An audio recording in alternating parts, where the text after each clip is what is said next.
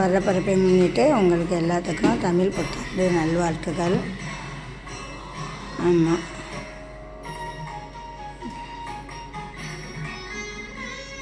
எங்கள் வீட்டுக்காரர் நல்லா சாமி கும்பிடுவார், பார்த்துக்கோங்க. உங்கள் தெய்வத்தை வணங்குறதுனால எல்லார் குடும்பமும் நல்லாயிருக்கும். யாரையும் பிரித்து விடணுன்ற எண்ணம் எனக்கு இல்லை, சேர்த்து வைக்கணுன்ற எண்ணம் மட்டும்தான் இருக்கும். சேர்த்து வைக்காதீங்கன்னு சொல்லுவாங்க பிள்ளைகளுக்குள்ள. எங்களெல்லாம் ஒன்றும் சேர்க்காதீங்க, உங்கள் வேலையை மட்டும் பார்த்து சாமி கும்பிடுங்க, எங்களுக்காக நீங்கள் சாமி கும்பிட வேணாம், வீடியோ எடுக்க வேணாம் அப்படின்னு சொல்லுவாங்க. மீறி நான் என் பிள்ளைங்க நல்லா இருக்கணும், பிரித்து விடணும்னு நான் ஒரு நாளும் நினச்சதில்லை. ஆனால் நான் பிரித்து விட்டுட்டேன்னு நினச்சி எனக்கு ஏகப்பட்ட சாபம் விட்டுருக்காங்க. நான் யாரையுமே பிரித்து விடலை, சேர்த்து வைக்க தான் பார்த்தேன். அவங்க சொன்ன 2 விஷயத்த சொன்னேன், அவ்வளோதான்.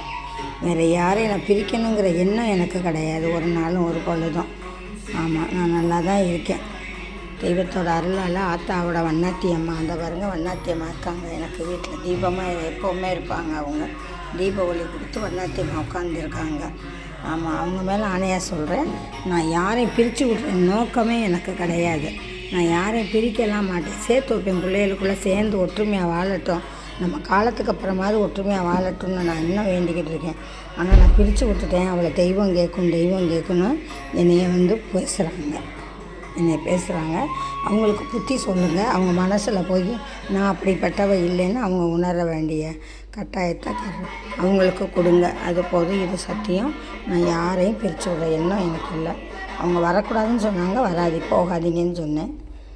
ஏன் இது பண்ணுறீங்களாமே அப்படின்னு கேட்டேன். அந்த 2 விஷயந்தான் நான் பேசினேன் ஒழிய நேரடியாகவும் பேசலை. நான் பேசி அனுப்பிவிட்டேன்.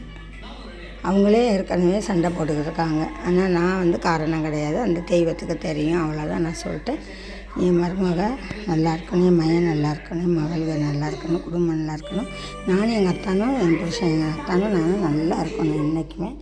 ஆமாம், நீங்கள் தான் எங்களுக்கு துணிட்டாங்க. என் பிள்ளை ராணி எப்போவுமே நல்லா இருக்கணும், மங்களகரமாக இருக்கணும், அதோட வீடு மங்களகரமாக இருக்கணும் என்றைக்குமே.